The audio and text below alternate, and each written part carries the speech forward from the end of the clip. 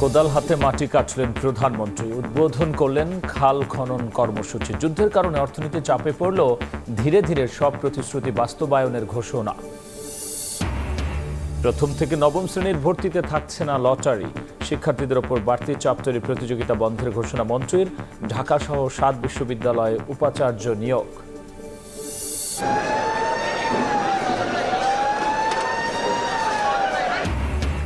স্বজনের সঙ্গে ঈদ করতে রাজধানী ছাড়ছে মানুষ। যাত্রী বোঝাই করে ছাড়ছে লঞ্চ, বাস, ট্রেনেও চাপ। বাড়তি ভাড়া নিলে কঠোর ব্যবস্থার হুঁশিয়ারি মন্ত্রীর। যথাযোগ্য ধর্মীয় মর্যাদায় পালিত হচ্ছে পবিত্র লাইলাতুল কদর। মসজিদে মসজিদে ইবাদত বন্দেগি, জিকির, আশগান, আল্লাহর রহমত ও নৈকট্য লাভের আশা। প্রবাসের সময় সঙ্গে আছি আমি গোলাম রাব্বি। নির্বাচনী প্রতিশ্রুতি অনুযায়ী এবার খাল খননে প্রধানমন্ত্রী তারেক রহমান। দিনাজপুরের সাহাপাড়া খালের মাটি কাটার মধ্য দিয়ে দেশ জুড়ে এই কর্মসূচির উদ্বোধন করেন তিনি। এতে অংশ নেন নারী পুরুষ সহ কয়েকশো মানুষ। এ সময় যুদ্ধ পরিস্থিতিতে অর্থনীতিতে চাপ পড়লেও ধীরে ধীরে সব ওয়াদা বাস্তবায়নের ঘোষণা দেন তারেক রহমান। মিজানুর রহমানের ক্যামেরায় ইমরুল আহসানের রিপোর্ট।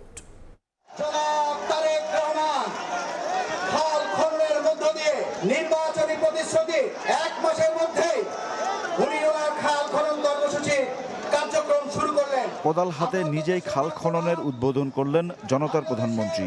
4.5 দশকেরও বেশি সময় পর বাবার দেখানো পথেই হাঁটলেন ছেলে তারেক রহমান। দিনাজপুরের এই কাহারোল উপজেলায় খাল খননের মধ্যে দিয়ে নারী পুরুষ সহ কয়েকশো মানুষ অংশ নয় খাল কাটায়। বিএনপির নির্বাচনী অঙ্গীকার ছিল খাল কাটা কর্মসূচি পুনরায় চালু করার। সরকার গঠনের 1 মাসের মাথায় সেই প্রতিশ্রুতির বাস্তবায়ন শুরু হলো। পাইলট প্রজেক্টের আওতায় প্রথম 6 মাসে 1200 কিলোমিটার খাল খনন করা হবে। খাল কাটা কর্মসূচিকে ঘিরে স্থানীয়দের মাঝে ছিল উচ্ছ্বাস। খাল খনন দেখতে আসে এবং মাননীয় প্রধানমন্ত্রীকে দেখতে আসে। নদী খনন হলে আমাদেরও উন্নয়ন হবে, এলাকাবাসীরও উন্নয়ন হবে। খালে পানি থাকলে মনে করেন আবাদ করতে সুবিধা পাবো। খাল খনন কর্মসূচি উপলক্ষে দিনাজপুরের কাহারুলে আয়োজিত সমাবেশে বক্তব্য রাখেন প্রধানমন্ত্রী তারেক রহমান। বলেন তার সরকারের লক্ষ্য স্বনির্ভর দেশ গঠন। উত্তরাঞ্চলে কৃষি নির্ভর শিল্প গড়ে তোলার প্রতিশ্রুতি দিয়ে প্রধানমন্ত্রী বলেন কৃষিকে সবচেয়ে বেশি গুরুত্ব দিতে চায় তার সরকার। কৃষক ভালো থাকলে, কিষানি ভালো থাকলে এই বাংলাদেশের মানুষ ভালো থাকবে। কাজেই কৃষক ভাইদেরকে আমরা ভালো রাখতে চাই, কিষানি বোনদেরকে আমরা ভালো রাখতে চাই। বাংলাদেশের কৃষিকে আমরা শক্তিশালী ভিত্তির উপরে গড়ে তুলতে চাই। এই এলাকায় আর কি কি কৃষি নির্ভর মিল ইন্ডাস্ট্রি করা যায়, যাতে করে এই এলাকার যারা বেকার যুবক আছে, বোনেরা আছে, তাদের যাতে কর্মসংস্থানের ব্যবস্থা হয়, সেই উদ্যোগ ইনশাআল্লাহ আমরা গ্রহণ করেছি। যুদ্ধ পরিস্থিতির কারণে দেশের অর্থনীতিতে চাপ পড়লেও ধীরে ধীরে বিএনপি সরকারের সব অঙ্গীকার বাস্তবায়নের ঘোষণা দেন প্রধানমন্ত্রী। মধ্যপ্রাচ্য এই যুদ্ধ শুরু হওয়ার কারণে স্বাভাবিকভাবেই দেশের অর্থনীতির উপরে একটু চাপ পড়েছে। তারপরেও যে ওয়াদা করেছি আমরা, সেগুলো কিন্তু আমরা ধীরে ধীরে ইনশাআল্লাহ বাস্তবায়নের কাজ এরই ভিতরে আমরা শুরু করেছি। কৃষক ভাইদের জন্য কিন্তু যেমন সুদ মওকুফ করেছি, আজকে খাল কাটার কাজ শুরু করেছি। একইভাবে মা বোনদের কাছে যেরকম ফ্যামিলি কার্ড দিচ্ছি, কৃষক ভাইদের কাছে আমরা কৃষক কার্ড দিব। মিষ্টি কথা বলে যারা বিভ্রান্ত করছে তাদের ব্যাপারে সতর্ক থাকার আহ্বান জানান তারেক রহমান। বিভিন্ন রকম কথাবার্তা বলে কারা দেশে বিশৃঙ্খলা তৈরি করতে চায়, তাদের বিরুদ্ধে আমাদেরকে সজাগ থাকতে হবে। অনেকে আছে মিষ্টি মিষ্টি কথা বলে কিন্তু বিভ্রান্ত করতে চায়, কিন্তু আমাদের রাজনীতি হচ্ছে কৃষকের উপকার করা। আমাদের রাজনীতি হচ্ছে মা বোনদেরকে স্বাবলম্বী করে তোলা। 5 বছরে 20,000 কিলোমিটার খাল খননের পরিকল্পনা রয়েছে বর্তমান সরকারের। 1977 সালে কোদাল হাতে খাল কাটা কর্মসূচি নেতৃত্ব দিয়েছিলেন তৎকালীন রাষ্ট্রপতি জিয়াউর রহমান। 49 বছর পর বাবার পথই অনুসরণ করলেন বর্তমান প্রধানমন্ত্রী তারেক রহমান। খাল কাটা কর্মসূচির ফলে পানির চাহিদা পূরণের পাশাপাশি পরিবেশের ভারসাম্য রক্ষা ও সবুজ বিপ্লব ঘটবে বলে প্রত্যাশা সবার। ইমরুল আহসান, সময় সংবাদ, কাহারুল, দিনাজপুর। প্রধানমন্ত্রীর মতো কোদাল হাতে খাল খনন কর্মসূচির উদ্বোধন করেছেন মন্ত্রী ও এমপিরাও। কৃষকরা বলছেন এতে কৃষি, পরিবেশ ও স্থানীয়দের জনজীবনে ঘটবে ইতিবাচক পরিবর্তন। আর মন্ত্রীরা বলছেন শুধু খনন করলেই হবে না, সকলকে সংরক্ষণও করতে হবে। কোদাল হাতে খাল খননের কাজের উদ্বোধন করতে আসেন মন্ত্রী ও এমপিরা। তাদের সঙ্গে ছিলেন সরকারি ও বেসরকারি প্রতিষ্ঠানের কর্মকর্তারা। এ উপলক্ষে সোমবার সকাল থেকে খাল পাড়ে ভিড় সাধারণ মানুষের।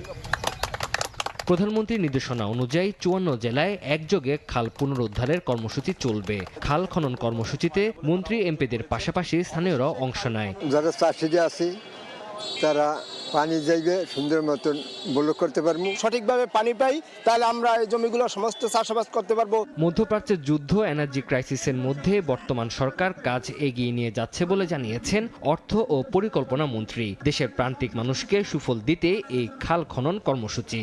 এই অঞ্চলের মানুষের ভাগ্য, যে জীবনযাত্রার মানের উপর বড় ধরনের পরিবর্তন আসবে, পানি নিষ্কাশনের ব্যাপারে জলাবদ্ধতার উপর পরিবর্তন আসবে।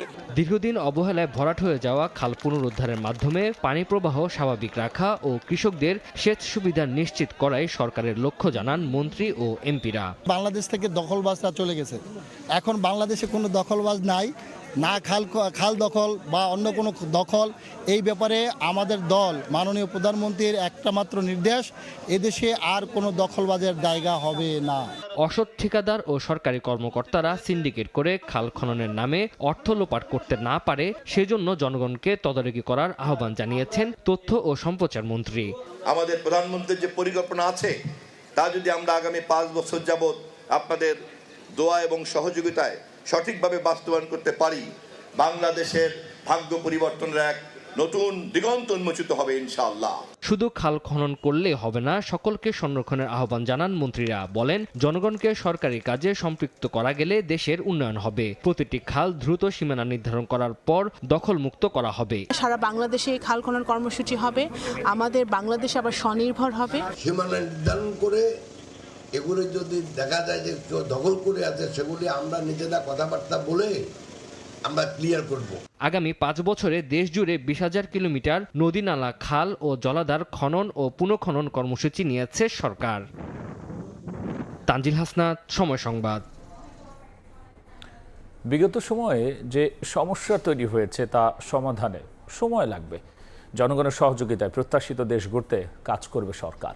সোমবার সন্ধ্যায় দিনাজপুরে সুধীর সমাবেশ ও ইফতার মাহফিলে একথা বলেছেন প্রধানমন্ত্রী তারেক রহমান। এদিকে নানা নানি ও খালার কবর জিয়ারত করেছেন তারেক রহমান।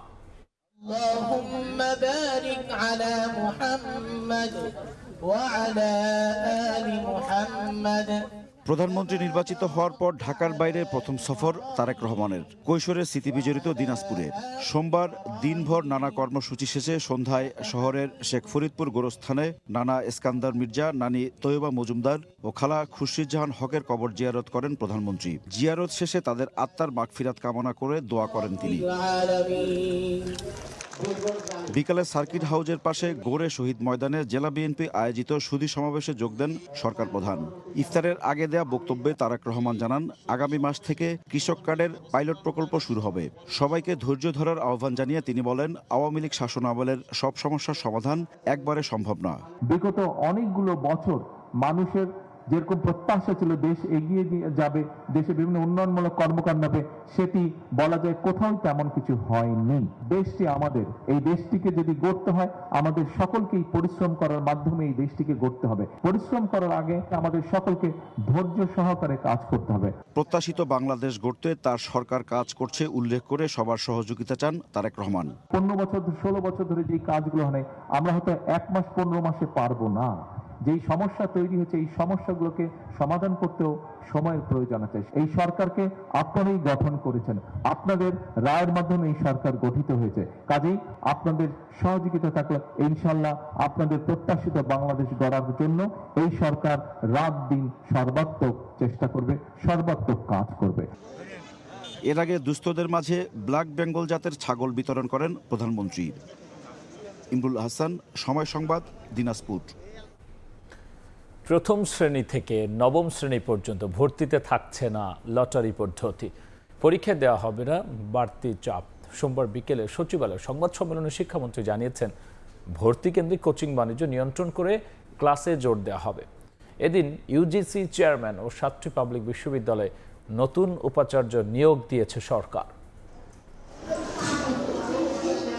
দীর্ঘদিন ধরে লটারিতে স্কুলে শিক্ষার্থী ভর্তি করা হচ্ছিল। এ নিয়ে আলোচনা সমালোচনার মধ্যে ত্রয়োদশ সংসদের প্রথম অধিবেশনের দ্বিতীয় দিনে এ পদ্ধতির বিরোধিতা করে আলোচনা হয়।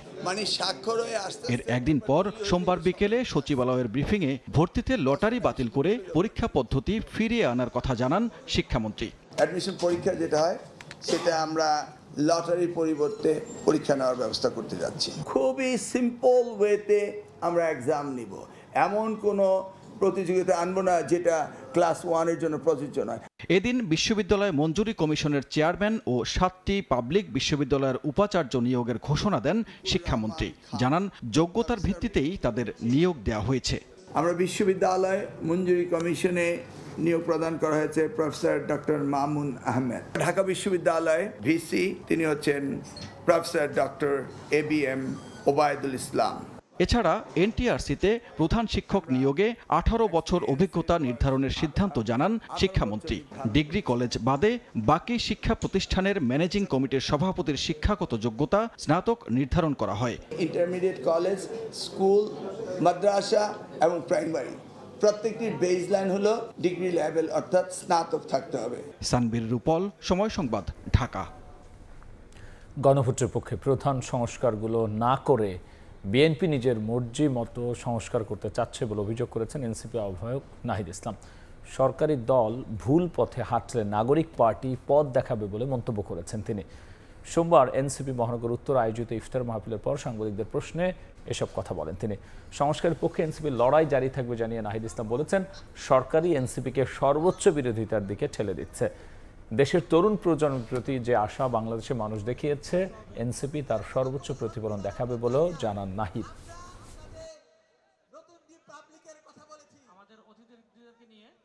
গণভোটের পুরো জিনিসটাকে এখন মানতেছে না।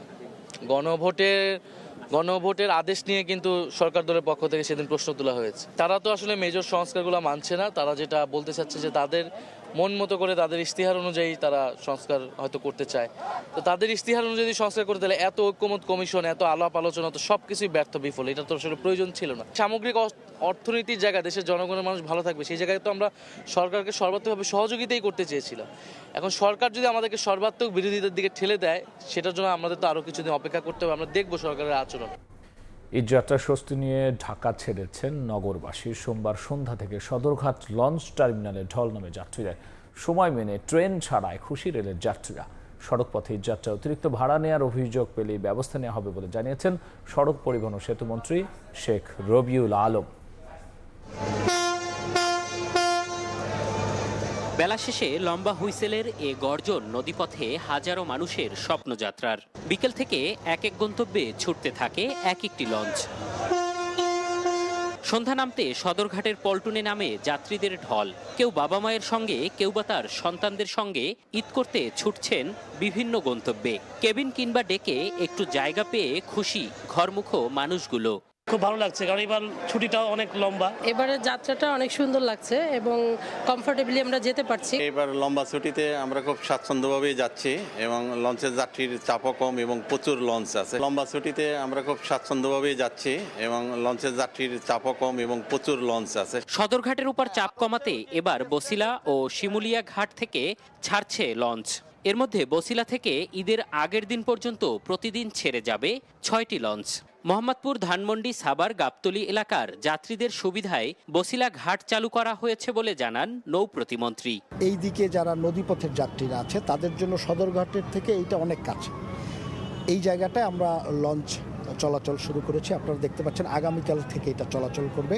লঞ্চের মতো খুব বেশি ভিড় ছিল না কমলাপুর রেল স্টেশনে। সোমবার সকাল থেকে প্রতিটি ট্রেনের যাত্রীরা ঢাকা ছেড়েছেন স্বস্তি নিয়েই। অতিরিক্ত গাদাগাদি না থাকায় খুশি যাত্রীরা। প্রতিটি ট্রেনই ছেড়েছে সময় মতো। নির্ধারিত সময়ে যাত্রা করতে পেরে খুশি যাত্রীরা। সোমবার ঈদ যাত্রায় যুক্ত হয়েছে 3 জোড়া স্পেশাল ট্রেন। লম্বা ছুটি পাবো, মানে আনন্দ লাগছে। আগের তুলনায় এখন দেখতেছি অনেক ভালো, ঠিক আছে, সবকিছু নিয়মতান্ত্রিক। অনেক দিনের ছুটি যেহেতু, বাড়িতে সবার সাথে খুব আনন্দে ঈদ করতে পারবো। সড়ক পথের ঈদ যাত্রায়ও স্বস্তি। তেমন যাত্রী চাপ না থাকায় নির্বিঘ্নে বাড়ির পথে রওনা দিয়েছেন ঘরমুখো মানুষগুলো। এবার কোনো টিকিটের দাম বাড়ে নাই, স্বাভাবিকই আছে এবং আগের মতো ভোগান্তিও নাই। ঈদ মানে তো আনন্দ, বন্ধু বান্ধব পরিবার সবার সাথে ঈদ করার জন্য আগে বাসায় যাওয়া হচ্ছে। সকালে রাজধানীর মহাখালী বাস টার্মিনালে নারীদের জন্য শৌচাগার উদ্বোধন করে সড়ক পরিবহন ও রেলমন্ত্রী বলেন, অতিরিক্ত ভাড়া নেওয়ার অভিযোগ পেলেই ব্যবস্থা নেওয়া হবে। নির্ধারিত টাকার চেয়ে 1 টাকা ভাড়া নেওয়ার কোনো সুযোগ নেই। মোবাইল কোর্ট এখানে আছে, এখানে ভিজিলেন্স টিম এখানে আছে, এখানে কন্ট্রোল রুম আছে পুলিশের। যে কোনো যাত্রী কমপ্লেন করে তাৎক্ষণিক ব্যবস্থা নেওয়া হবে এবং আমরা 24 ঘন্টা তৎপর আছি, 24 ঘন্টা। ঈদযাত্রা নির্বিঘ্ন রাখতে সড়ক মহাসড়কে নিরাপত্তা বাড়ানো সহ সব ধরনের ব্যবস্থা নেওয়া হয়েছে বলে জানান মন্ত্রী। এম এ আজিম, সময় সংবাদ, ঢাকা। মহিমান্বিত রাত, পবিত্র শবে কদর আজ। ধর্মপ্রাণ মুসলমানরা ইবাদত বন্দিগি, জিকির আজগার আর নফল নামাজের মধ্য দিয়ে পার করছেন এই রাত। মহান আল্লাহর নৈকট্য লাভ এবং গুনাহ মাফের আশায় সারা দেশের মসজিদগুলোতে ভিড় করছেন মুসল্লিরা।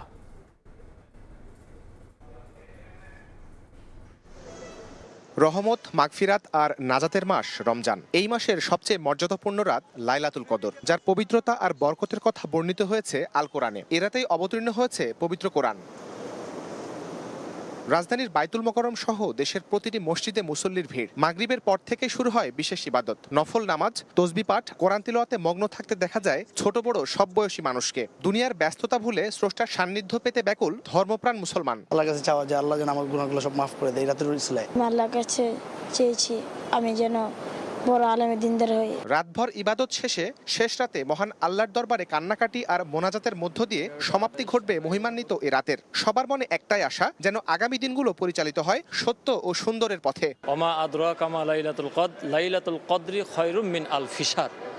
যে রাত্র হলো 1000 মাসের চেয়ে উত্তম। আমরা যত সম্ভব আজকে রাতে আল্লাহর ইবাদত করে গুনাহ মাফ চাবো। বান্দা যত গুনাহ করুক না কেন, শেষ এই জামানার ভিতরে এবং এই ফিতনা ফাসাদের জামানায় যে আমরা আসছি, এখানে যে আমরা ইবাদত করতেছি, এটা সবচেয়ে বড় সৌভাগ্য। আল্লাহর কাছে মাফ চাওয়ার জন্য আল্লাহ পাক চতুর্থ আসমান আইসা মানুষকে ডাকে যে হে বান্দা, তোমরা কি চাও, কি লাগবে, তোমাদের কি প্রয়োজন। শুধু নিজের জন্য নয়, পুরো বিশ্বের মুসলিম উম্মার ঐক্য এবং বিশ্বশান্তি কামনার এক বিশেষ সুযোগ এই রাত। শাহরিয়ার সৌমিক, সময় সংবাদ, ঢাকা। জাতীয় ঈদগাহ ঈদুল ফিতরের জামাত হবে সকাল 8:30টায়। আবহাওয়া খারাপ থাকলে প্রধান জামাত বাইতুল মোকাররম মসজিদে অনুষ্ঠিত হবে সকাল 9টায়। ঈদের নামাজ সামনে রেখে জাতীয় ঈদগাহে চলছে শেষ পর্যায়ের প্রস্তুতি। জাতীয় ঈদগাহ ময়দানে অনুষ্ঠিত হবে ঈদুল ফিতরের প্রধান জামাত। চলছে শেষ মুহূর্তের প্রস্তুতি। 2-1 দিনের মধ্যে শেষ হবে সম্পূর্ণ কাজ। সোমবার সকালে ঈদগাহ ময়দানের প্রস্তুতি ঘুরে দেখেন ঢাকা দক্ষিণ সিটির প্রশাসক। তিনি জানান 90% কাজ শেষ। এবার জাতীয় ঈদগাহ ময়দানে একটি মাত্র জামাত অনুষ্ঠিত হবে সকাল 8:30টায়। আবহাওয়া খারাপ থাকলে প্রধান জামাত হবে জাতীয় মসজিদ বাইতুল মোকাররমে সকাল 9টায়। ধর্ম মন্ত্রণালয় সহ সবাই মিলে যেটা ঠিক করেছে যে টাইম থাকবে আমাদের 8:30টা। যদি বৃষ্টি টিষ্টি হয় তাহলে হয়তো টাইমের পরিবর্তন করা হবে। জাতীয় ঈদগাহ ময়দানে প্রধানমন্ত্রী সহ রাষ্ট্রের গুরুত্বপূর্ণ ব্যক্তিরা ঈদের নামাজ আদায় করবেন জানিয়ে ঢাকা দক্ষিণ সিটির প্রশাসক বলেন, নগরবাসী যেন উৎসবমুখর পরিবেশে ঈদের নামাজ আদায় করতে পারেন সেজন্য সব প্রস্তুতি নেওয়া হচ্ছে। নবনির্বাচিত মাননীয় প্রধানমন্ত্রী দেশনায়ক তারেক রহমানকে আমি দাওয়াত দিয়েছি, উনি অ্যাকসেপ্ট করেছেন, উনি আমাদের সাথে এই ঈদগাতে উনি নামাজ পড়বেন। ঈদগাহ ময়দানে 35,000 মুসল্লি একসঙ্গে নামাজ আদায় করতে পারবেন। ভিআইপি ব্লকে পুরুষ মহিলাদের জন্য থাকবে আলাদা নামাজের ব্যবস্থা। প্রবেশ ও বের হওয়ার গেটও থাকবে আলাদা। এদিকে গত বছরের মতো এবারও আগারগাঁওয়ের পুরাতন বাণিজ্য মেলার মাঠে ঈদের জামাত আয়োজনের উদ্যোগ নিয়েছে ঢাকা উত্তর সিটি কর্পোরেশন। বুলবুল রেজা, সময় সংবাদ, ঢাকা। শেষ মুহূর্তে ঈদ কেনাকাটার ধুম। রাজধানী সহ সারা দেশের বিপণী বিতানে ভিড়। পোশাক ও জুতার দোকানে ক্রেতার চাপ বেশি। চাঁদ রাত পর্যন্ত ভালো বিক্রির আশা ব্যবসায়ীদের, তবে দাম নিয়ে রয়েছে মিশ্র প্রতিক্রিয়া। ঈদ ঘনিয়ে আসছে, সরগরম হয়ে উঠছে রাজধানীর বিপণী বিতান। উৎসব মুখর পরিবেশে চলছে শেষ সময়ের কেনাকাটা। নতুন পোশাক আর প্রয়োজনীয় পণ্যের খোঁজে দোকানে দোকানে ভিড় করছেন ক্রেতারা। ঘুরে ঘুরে কেউ বেছে নিচ্ছেন পাঞ্জাবি বা শাড়ি, কেউ কিনছেন বাচ্চাদের পোশাক। কাজে ব্যস্ত থাকার কারণে আসা হয়নি, ওই আগামীকাল বাড়ি যাব, আজকে শেষ দুইটা কাপড় কিনতে পারলে মোটামুটি কেনাকাটা শেষ হয়ে যায়। সে সময় কিছু রেডিমেড ড্রেস দেখা যায়, সেই জন্য আসছি। পোশাকের পালা চুকিয়ে কেনাকাটার তালিকায় যোগ হচ্ছে জুতা, অলংকার ও প্রসাধনী সামগ্রী। পণ্যের দাম নিয়ে কিছুটা অভিযোগ থাকলেও ঈদের আনন্দে তা বাধা হতে পারেনি। পাঞ্জাবির সাথে যে সব জুতা ম্যাচ করে ওই সব জুতা কেনার জন্য আর কি। গ্রিন কালার পাঞ্জাবি কিনছে, এখন একটা জুতা কিনবো ম্যাচিং করে। ঈদ উপলক্ষে তো কিছুটা তো দাম বাড়বে, এটা আমরা অভ্যস্ত হয়ে গিয়েছি। চাঁদরাত পর্যন্ত উৎসব মুখর পরিবেশে ক্রেতার উপচে পড়া ভিড় থাকবে বলে আশা বিক্রেতাদের। 2000+ কালেকশন নিয়ে, তার মধ্যে আমাদের 60% লেডিস কালেকশন, আপনার 50%-এর মতো 40%-এর মতো আছে জেন্টস কালেকশন। আমাদের দিক থেকে মানুষ যখন পণ্য কিনে প্রত্যেকটা মানুষ স্যাটিসফ্যাকশন পায়। ক্রেতাদের কথা মাথায় রেখে বিপণী বিতানগুলো খোলা থাকছে মধ্যরাত পর্যন্ত। জিনাতারা যশোয়া, সময় সংবাদ, ঢাকা। এবার ঈদের লম্বা ছুটিতে থাকবে ব্যাংক, এজন্য শেষ দিন উপচে পড়া ভিড় ছিল গ্রাহকের। কেউ আসেন নতুন টাকার খোঁজে, কারো প্রয়োজন হয় বাড়তি টাকা। দ্রুত গ্রাহকদের লেনদেন নিষ্পত্তিতে ব্যস্ত থাকেন ব্যাংক কর্মকর্তারা। আগামী 18-19 মার্চ খোলা থাকবে ব্যাংকের বাণিজ্যিক শাখা। ঈদ উপলক্ষে আগেই 7 দিন টানা ছুটি ঘোষণা করেছিল সরকার। 17 মার্চ শবে কদর আর 18 মার্চ ছুটি ঘোষণা করায় 16 মার্চ পরপরই 23 মার্চ পর্যন্ত ঈদের ছুটির কবলে পড়ছে দেশের ব্যাংকিং খাত। এই 7 দিনের ছুটিতে খরচ সামাল দিতে ব্যাংকের শেষ কর্মদিবস সোমবার অনেকে এসেছেন টাকা তুলতে। ঈদ আনন্দ ভাগাভাগি করতে কারো চাওয়া নতুন টাকা। নতুন টাকা ঈদের মধ্যে সবাই একটু পছন্দ করে, এই জন্য। 1 জানুয়ারি যেমন বই নেয়, বইয়ের মৌ মৌ গন্ধ, সেভাবে আমাদের টাকাও ওই রকম। ঈদের সালামিটা যেন নতুন টাকা বাচ্চাদের হাতে দিলে অথবা প্রিয়জনদের হাতে দিলে নতুন টাকা পেলে ভালো লাগে। গ্রাহকরা বলছেন শেষ মুহূর্তে ভিড় যেমন বেড়েছে তেমনি সময় লেগেছে দ্বিগুণ। আবার ব্যাংকে চাহিদা মতো টাকা সরবরাহ না পাওয়ার অভিযোগ রয়েছে অনেকের। 50 টাকার আর 5 টাকার নোটে সোনালী ব্যাংকে বেশি পাওয়া যাচ্ছে, 10 টাকা 20 টাকার নোটের খুব ক্রাইসিস। গ্রাহকরা যেভাবে টাকা তুলতে চাচ্ছে ঈদ উপলক্ষে, তাদের তো কেনাকাটা আছে, বাজেট আছে, কিন্তু ব্যাংক থেকে ওই পরিমাণ টাকা চাহিদা মতো পাচ্ছে না। চাপ সামলাতে বিশেষ প্রস্তুতি নেয়া ব্যাংক কর্মকর্তারা বলছেন সাধারণ ব্যাংকিং কার্যক্রম শেষ হলেও পোশাক সহ শিল্প শ্রমিকদের বেতন বোনাস দিতে সীমিত পরিসরে খোলা থাকবে বাণিজ্যিক ব্যাংকের বিভিন্ন শাখা। শ্রমিক কর্মচারীদের বেতন এবং রপ্তানি বিল ডিসকাউন্ট এই কার্যক্রমগুলো চালানোর জন্যই খোলা থাকবে। এদিকে দীর্ঘ বন্ধে এটিএম বুথে পর্যাপ্ত টাকা রাখা সহ গ্রাহক সেবা নিশ্চিতে বিশেষ প্রস্তুতির কথা জানিয়েছে বাংলাদেশ ব্যাংক। এটিএম বুথগুলো যাতে খোলা থাকে, তাদের এটিএম মেশিনগুলো যাতে পর্যাপ্ত টাকা লোড করা থাকে এবং এখানে নিরাপত্তা ব্যবস্থা যাতে সুনিশ্চিত থাকে। ছুটির সময় নিরাপত্তায় বাড়তি সতর্কতা অবলম্বন করা হবে বলে জানিয়েছে ব্যাংকগুলো। সাইফুল ইসলাম, সময় সংবাদ, ঢাকা। সুপার শপে আরোপিত ন্যূনতম টার্নওভার কর 1% থেকে কমিয়ে 0.25% নির্ধারণের দাবি জানিয়েছেন উদ্যোক্তারা। তাদের যুক্তি, এ খাতের সম্প্রসারণে বাধা হয়ে আছে বর্তমান কর ভার। নিরাপদ ও মানসম্মত খাদ্য সরবরাহ, ভোক্তা অধিকার নিশ্চিত করা এবং সাপ্লাই চেইনে শৃঙ্খলা বজায় রাখার লক্ষ্য নিয়ে কাজ করছে দেশের সুপার শপ খাত।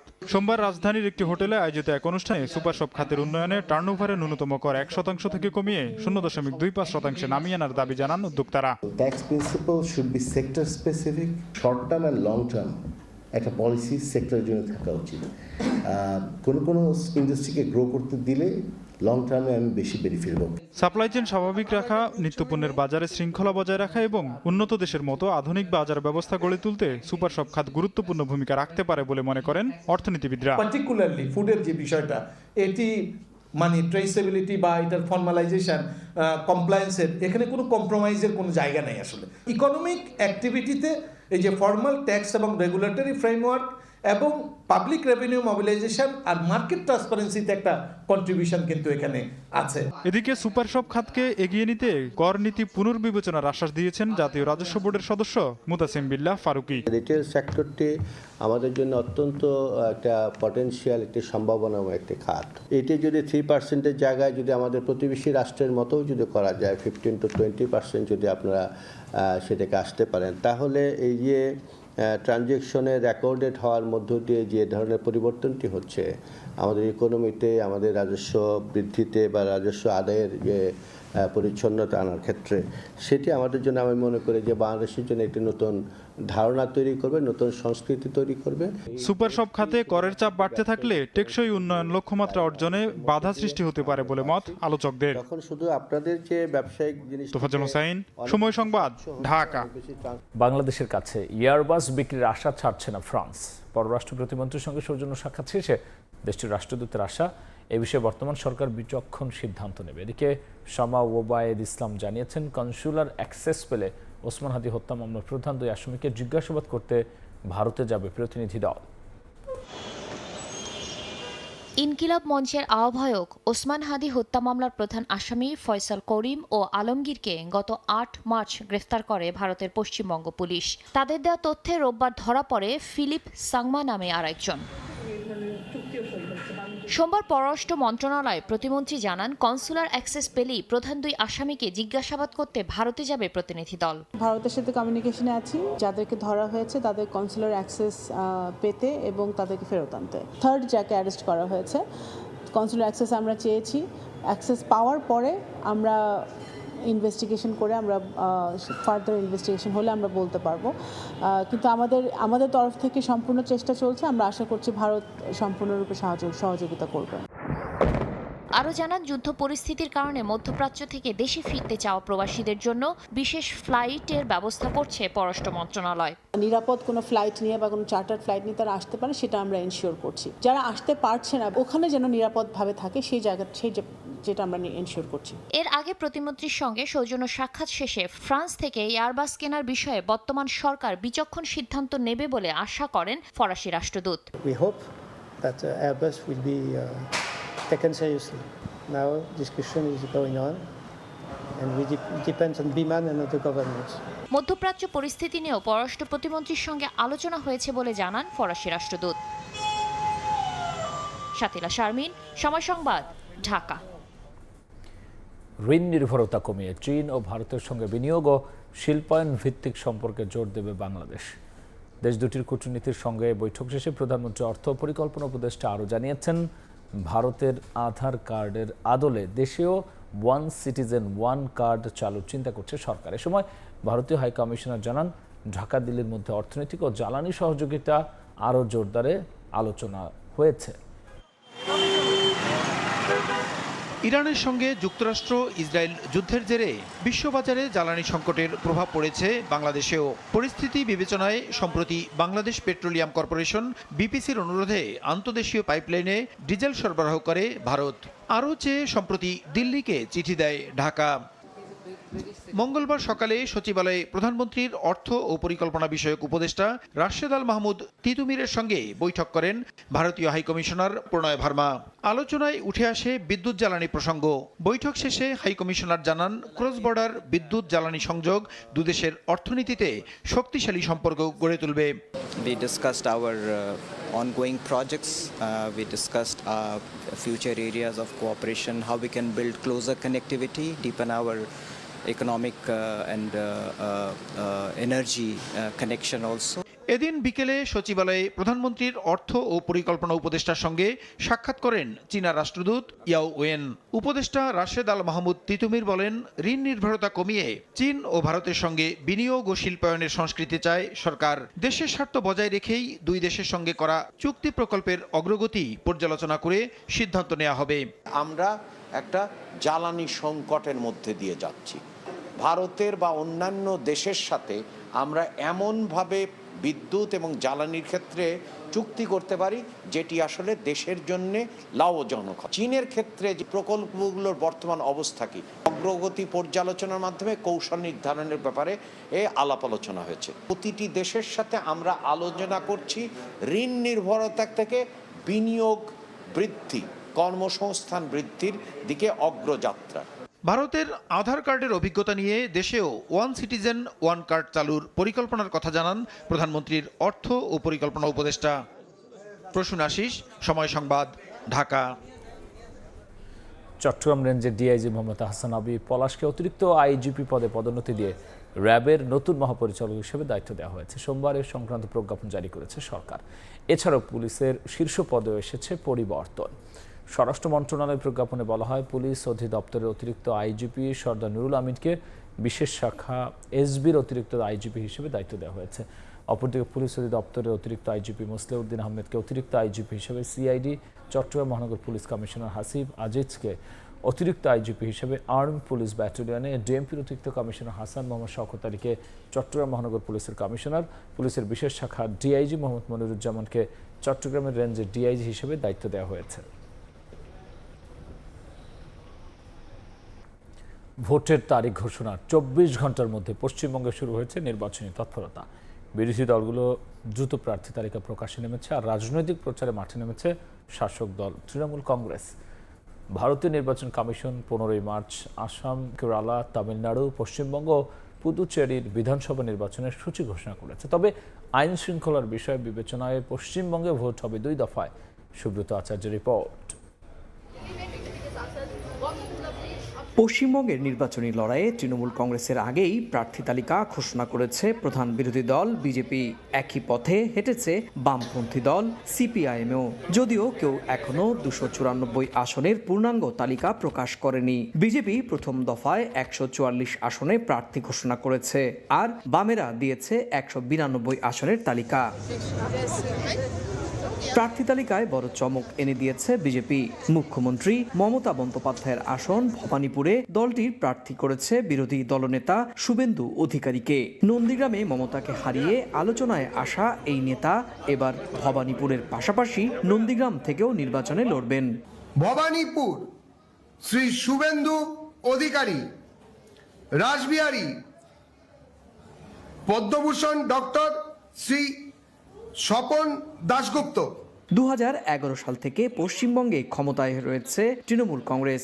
2021 সালে ক্ষমতা দখলের বড় প্রত্যাশা তৈরি করেও সফল হয়নি বিজেপি। ফলে এবারের নির্বাচনে নিজেদের অবস্থান শক্ত করার লক্ষ্যেই মাঠে নেমেছে দলটি।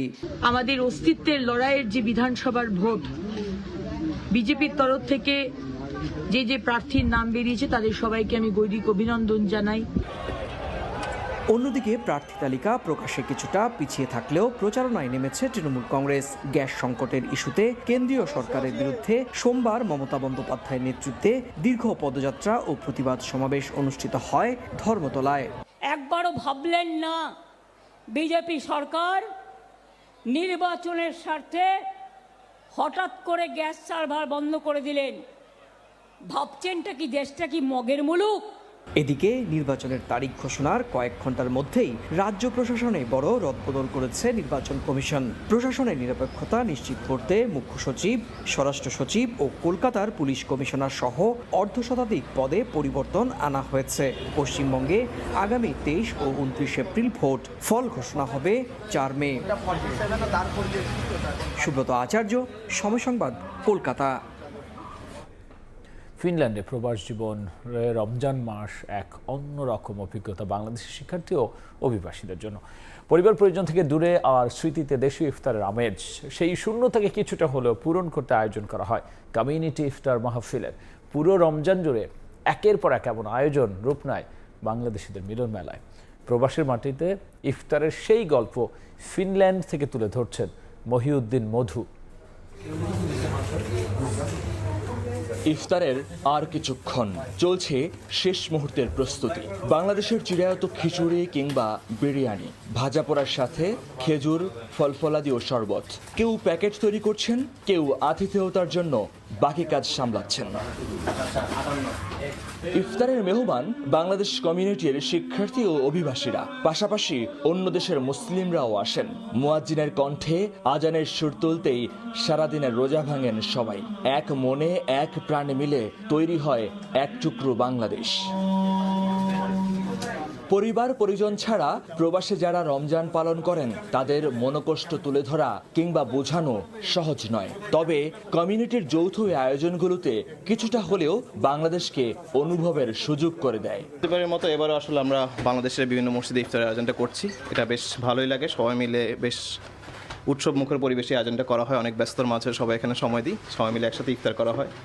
এই দিনটার জন্য আসলে এই রমজানটার জন্য সারা বছর অনেকের অপেক্ষা করা, যে সবাই এই সময় একসাথে হই আর কি, আমরা খুব ভালো লাগে। মোটামুটি 3 বছরের উপরে ফিনল্যান্ডে আছি এবং যখন এভাবে কমিউনিটি ইফতার হয় আমাদের একসাথে সব বাঙালি মিলে, তখন ভেদাভেদ ভুলে সবাই আমরা ইসলামের যে মূল মন্ত্র এটা ধারণ করতে পারি এবং সবাই একসাথে ইফতার করতে পারে, সমতা থাকে এবং একটা উচ্ছ্বাস থাকে। বাংলাদেশের কথা তখন সচরাচর তখন আর ওই যে একটা অনুভূতি ওটা তখন আর মনে আসে না। সবাই একসাথে ইফতার করলে মন খারাপের যে অনুভূতিটা তখন অনেকটা লাঘব হয়ে যায়, অনেক ভালো লাগে কাজ করে আলহামদুলিল্লাহ। ক্লাস, কাজ ও সারাদিনের ব্যস্ততা ফেলে ছুটে আসেন মসজিদের এই যৌথ আয়োজনগুলোতে।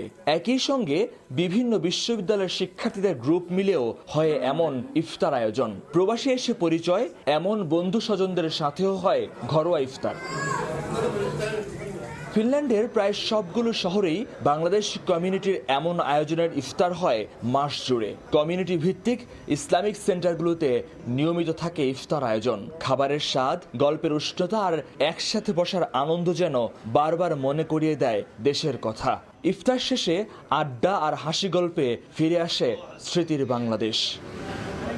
মহিউদ্দিন মধু, সময় সংবাদ, ফিনল্যান্ড। পবিত্র ঈদ উল ফিতরকে সামনে রেখে উৎসবের রঙে সেজেছে মালয়েশিয়ার বিপণী বিতানগুলো। কুয়ালালামপুরের বুকিত বেন্তাং, হাংতুয়া, কোতারা কিংবা চৌকিত প্রতিটি এলাকাতেই ঈদ কেনাকাটায় ধুম। এবারের ঈদের প্রধান আকর্ষণ বাংলাদেশি মালিকানাধীন দোকানগুলো। দেশি কাপড়ের মান এবং আধুনিক নকশার কারণে এসব দোকানে প্রবাসী বাংলাদেশিদের পাশাপাশি ভিড় করছেন স্থানীয় বাসিন্দারাও। মালয়েশিয়া থেকে মোহাম্মদ আব্দুল কাদের রিপোর্টে বিস্তারিত। পবিত্র ঈদ উল ফিতরের আর মাত্র কয়েকদিন। ঈদ সামনে রেখে মালয়েশিয়ার শপিং মলগুলোতে উৎসবের আমেজ। এবছর প্রবাসীদের আকর্ষণের কেন্দ্রবিন্দুতে রয়েছে বাংলাদেশি মালিকানাধীন আউটলেটগুলো। দেশের মাটির ছোঁয়া পেতে প্রবাসী বাংলাদেশিরা ভিড় করছেন দেশি কাপড়ের দোকানে। চাহিদার শীর্ষে রয়েছে বাহারি নকশার সুতি ও সিল্কের পাঞ্জাবি। প্রবাসীদের রুচি ও আবহাওয়া বিবেচনা করে দোকানে আনা হয়েছে আধুনিক সব কালেকশন। বিক্রেতারা বলছেন গত কয়েক বছরের তুলনায় এবার বেচাবিক্রি বেশ সন্তোষজনক। কোয়ালিটি সম্পন্ন এই পাঞ্জাবি আমাদের প্রবাসী ভাইয়েরা সব জায়গায় তো আর অ্যাভেলেবেল পায় না, তো এই মার্কেটে ওনারা যখন আসে ওনারা খুব হ্যাপি হয় এবং প্রত্যেক রমজানে এই রমজানে কিছুটা সময়ের উছিলায় আমরা সকল প্রবাসীরা যখন আমরা একসাথে দেখি এটা আমাদের খুব একটা আনন্দ লাগে। শুধু প্রবাসী বাংলাদেশিরাই নন, স্থানীয় মালয় নাগরিকরাও ভিড় করছেন এসব দোকানে। বাংলাদেশি কাপড়ের মান এবং টি শার্টের আরামদায়ক ফেব্রিক স্থানীয়দেরও পছন্দের তালিকায়। পাঞ্জাবির আভিজাত্য আর টি শার্টের ট্রেন্ডি লুক, এই দুইয়ের মেলবন্ধনে বাংলাদেশি দোকানগুলো যেন এখন এক মিলন মেলা। 400-500 বাংলাদেশি দোকান আছে, সবগুলোতে বাংলাদেশ থেকে মাল আসে। টি শার্ট, প্যান্ট, মেয়েদের কাপড়, ছেলেদের কাপড়, বাচ্চাদের কাপড়। মালাইরা খুব ভালো পছন্দ করে, এরা খুব লাইক করে আমাদের বাংলাদেশি কাপড়, 100% কটন। এবার খুব ভালো করতেছে, আমরা আশা তুলনাভাবে আপনার অন্য বছর চাইতে অনেক ভালো হয়েছে এবার। বিদেশের মাটিতে থেকেও ঈদের আনন্দ উদযাপনে কোনো কমতি রাখতে চান না প্রবাসী বাংলাদেশিরা। নতুন পোশাক থেকে শুরু করে সবকিছুই মিলছে হাতের নাগাল থাকা এই বাংলাদেশি দোকানগুলোতে। আর তাই সকাল থেকে রাত পর্যন্ত চলছে উৎসবমুখর কেনাকাটা। দেশের মতো আমেজ আসছে, কিন্তু ওই যে ঈদের মানে যে একটা দেশের মতো আমেজ এটাই নাই আর কি। একটা পাঞ্জাবি নিলাম, একটা পছন্দ মতো, যতটুকু ঈদের যেটুকু বাজেট আছে। এই বছর এখানে ঈদ করতেছি, আশা করি আগামী বছর পরিবার পরিজনকে নিয়ে ঈদ করবেন ইনশাআল্লাহ। বিদেশে বাংলাদেশের সংস্কৃতি আর পোশাকের এক নতুন সেতুবন্ধন তৈরি করেছে এসব দোকান। প্রবাসীর ব্যস্ত জীবনে এই ঈদ কেনাকাটায় যেন এক টুকরো বাংলাদেশ। শার্ট প্যান্ট কিংবা পাঞ্জাবি সবকিছুর মধ্যেই প্রবাসীরা খুঁজছেন দেশের ছোঁয়া। দেশি পোশাকের টানেই মালয়েশিয়ার এই বাংলাদেশি দোকানগুলোতে এখন উৎসবের আমেজ। স্থানভেদে পরিবেশ বদলালেও প্রবাসীদের হৃদয়ে ঈদের আনন্দ রয়ে গেছে সেই আগের মতোই। মোহাম্মদ আব্দুল কাদের, সময় সংবাদ, কুয়ালালামপুর, মালয়েশিয়া। ফ্রান্সের বুকে ধর্মীয় মূল্যবোধ আর সংস্কৃতির সেতু বন্ধন হয়ে দাঁড়িয়েছে বাংলাদেশ কমিউনিটি মসজিদ ও ইসলামিক সেন্টার। প্যারিসের অদূরের এই প্রতিষ্ঠানটি প্রবাসী নতুন প্রজন্মকে ইসলামের সঠিক শিক্ষায় শিক্ষিত করার পাশাপাশি সুনাগরিক হিসেবে গড়ে তুলতে অনন্য ভূমিকা রাখছে। ফ্রান্স থেকে মোহাম্মদ লুৎফুর রহমান বাবুর রিপোর্ট।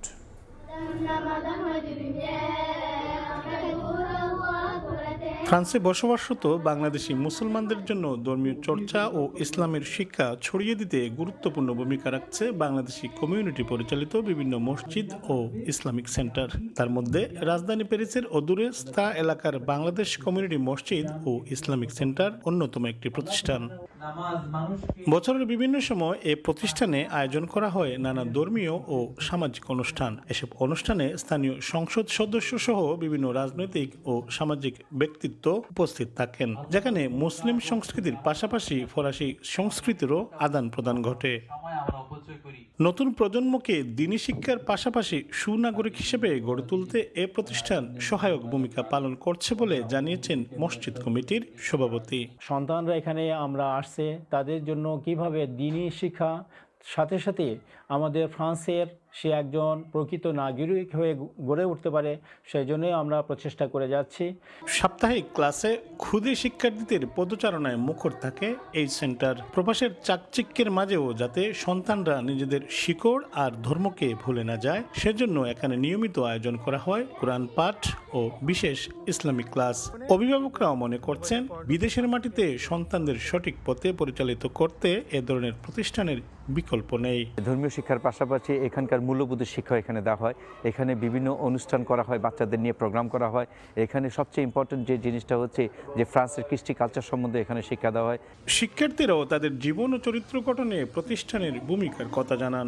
কোরআন পড়ি, হাদিস শিখি, নামাজ শিখি, তারপর খেলাধুলাও করি, এখানে ভালো লাগে আমাদের মসজিদে। প্রবাসী বাংলাদেশি কমিউনিটির প্রত্যাশা এই ইসলামিক সেন্টারটি আগামী দিনেও তরুণ প্রজন্মকে অন্ধকার থেকে দূরে রেখে আলোর পথে পরিচালিত করবে।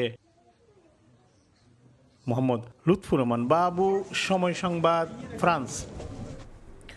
কুয়েত থেকে সৌদি আরবে ওমরা করতে পাঠিয়ে শ্রেষ্ঠ সার্ভিস দাতা হিসেবে সম্মাননা পেয়েছেন 4 বাংলাদেশি। স্থানীয় সময় রোববার আবু হুসাইনিয়া সিটিতে ওমরা অ্যাসোসিয়েশন কুয়েতের ইফতার মাহফিলে এই সম্মাননা দেওয়া হয়। কাজী মোহাম্মদ ইকবাল, মোহাম্মদ গোলাম সরওয়ার, আমির হোসেন, মোহাম্মদ ফিরদৌসের হাতে বাংলাদেশি হিসেবে সম্মাননা তুলে দেওয়া হয়। কুয়েত থেকে স্থলপথে এবং আকাশপথে ওমরা করতে পাঠানোর জন্য রয়েছে বিভিন্ন দেশের কোম্পানি। এসব বিদেশি কোম্পানির সাথে পাল্লা দিয়ে সুনামের সাথে কাজ করে যাচ্ছে বাংলাদেশি প্রতিষ্ঠানগুলো।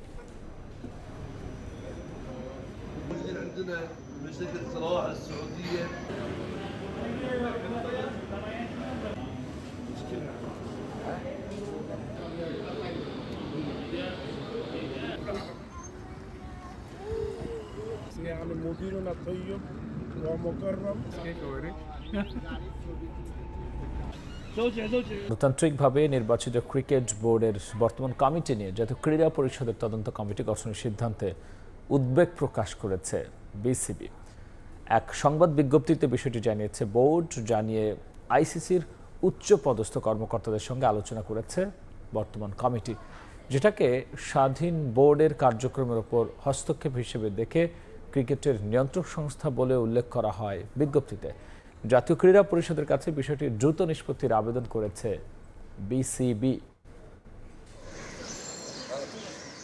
আমিনুল হক ক্রীড়া প্রতিমন্ত্রীর দায়িত্ব নেয়ার পর বর্তমান বোর্ডের নির্বাচনের স্বচ্ছতা নিয়ে প্রশ্ন তোলেন ঢাকার ক্লাব সংগঠকরা। নির্বাচন সঠিক প্রক্রিয়ায় হয়েছে কিনা তা তদন্ত করতে এনএসসিতে আবেদন করেন তারা। এরপর জেলা ও বিভাগের কাউন্সিলররাও একই আবেদন করেন, যার প্রেক্ষিতে তদন্ত কমিটি গঠন করেছে জাতীয় ক্রীড়া পরিষদ।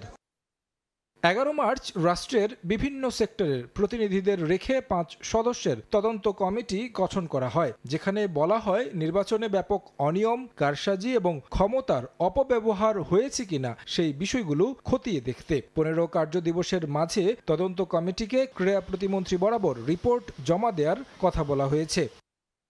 বিষয়টি নিয়ে চুপ থাকলেও অবশেষে প্রতিক্রিয়া জানিয়েছে ক্রিকেট বোর্ড। সোমবার এক সংবাদ বিজ্ঞপ্তিতে বিষয়টি নিয়ে উদ্বেগ জানিয়েছে বিসিবি, যেখানে এই কার্যক্রমকে বিসিবির উপর সরকারের হস্তক্ষেপ হিসেবে দেখবে আইসিসি।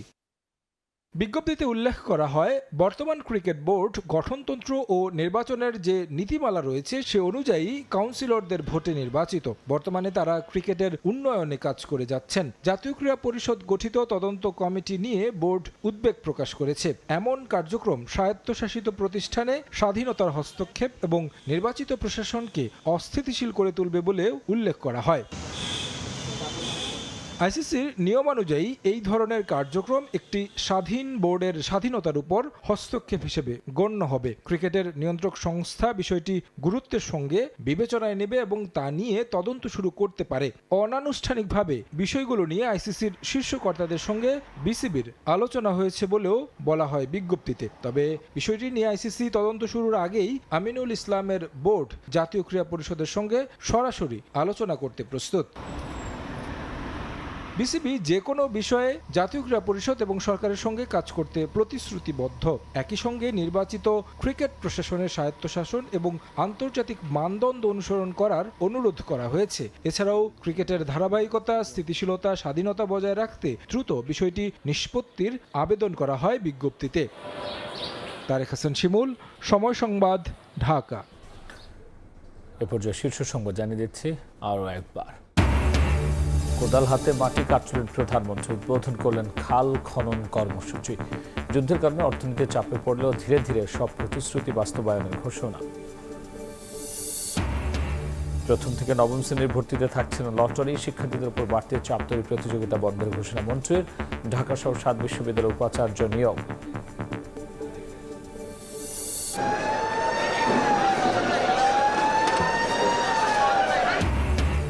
স্বজনের সঙ্গে ঈদ করতে রাজধানী ছাড়ছে মানুষ, যাত্রী বোঝাই করে ছাড়ছে লঞ্চ, বাস ট্রেনেও চাপ, বাড়তি ভাড়া নিলে কঠোর ব্যবস্থার হুঁশিয়ারি মন্ত্রীর।